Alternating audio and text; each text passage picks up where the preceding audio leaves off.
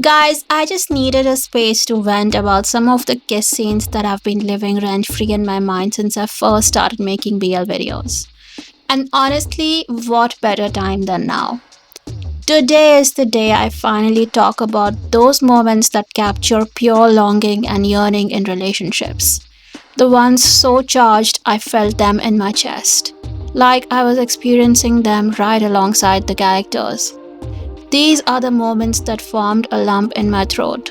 Moments I couldn't look away because even blinking felt like missing something important.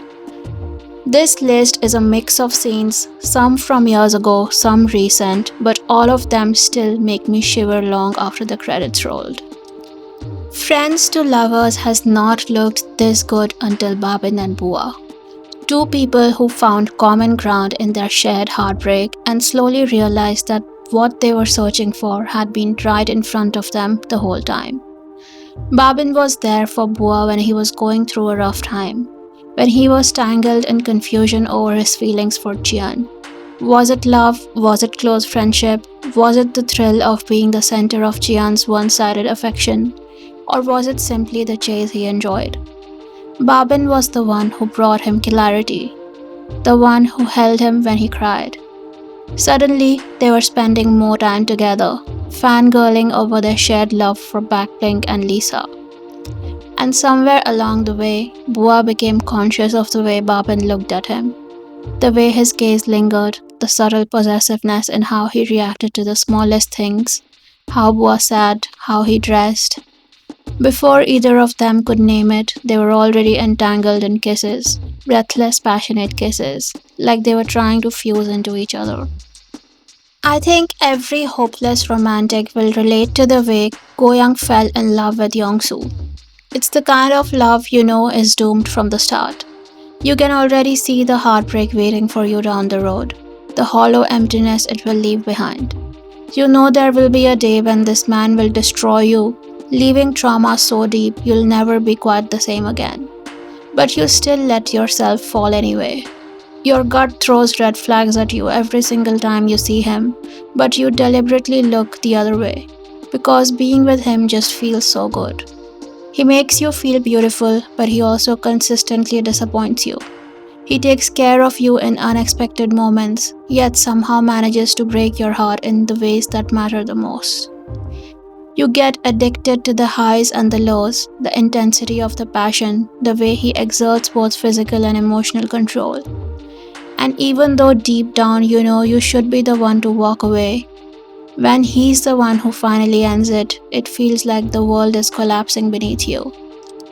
It's the way both Hotte and Dongi know they are insanely attracted to each other.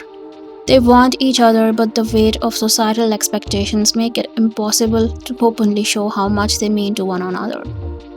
Dongi convinces himself his feelings are one-sided, while Hotte distracts himself by dating every girl who approaches, just to drown out the voice inside his heart that keeps screaming for Dongi. There's so much desire burning inside Hotte that it was always bound to break through. Despite dating so many girls, he makes sure his first kiss belongs to Dongi and no one else. Throughout the series, there are so many moments where they almost confess, where the words are right there on the edge of their lips before they swallow them back the last second. But when Hotte sees Dongi lying next to him, reading his comic and casually eating a tangerine from his hand, the dam of his self-control finally bursts, and he pounces on Dongi like a tiger that's been starving for far too long. It's no surprise that Segasaki and Yo are absolute freaks for each other. But here's an observation that might surprise some people. Yo is actually the freakier and more obsessed one. He's the one who fell first, the one who burns with jealousy over Segasaki's interactions with that woman reporter, and the one who constantly craves coaxing and affection from Segasaki. When Yo fell into depression because his work wasn't getting the recognition it deserved, Segasaki made it his mission to give Yo exactly what he needed: gentle coaxing, reassurance, and endless pampering. Around Segasaki, Yo becomes a literal baby because he knows he's in safe hands. Segasaki will do anything to make him happy. That water feeding scene stays in my head rent free. The way Yo refuses to drink, so Segasaki has to literally feed him water like a bird. He bathes him, feeds him, comforts him, and gives him exactly what he needs, both emotionally and in bed. We already know how much Wei Jiwan has suffered all those years, hiding from his older brother just how deeply he loves and adores him. But there comes a point when his patience finally breaks. He can't keep pretending to be just the younger brother anymore. In his mind, it's better to stay away than live under the same roof, bearing those feelings day after day. But this is exactly when Vaichian realizes that he can no longer pretend either. He can't keep acting like he doesn't care for Wei Juan as more than a brother. He can't keep breaking his heart over and over. So he decides to let go of that fear of society's judgment and embrace what he feels. He stops Wei Juan from leaving, holding his hand. This small but undeniable gesture is all Jiwan needed. The dam breaks, he loses all control, kissing his older brother again and again. And this time, Vaichian lets Wei Jiwan take over his body completely. The scene I'm going to talk about is probably the most emotionally charged moment in BL history. When it aired, it took the entire fandom by storm. People were talking about it for an entire year. From that small drunken high from Shide to him having sex with Shui on the couch while drowning in his own desire, this was one of the wildest, most unforgettable moments we've ever seen.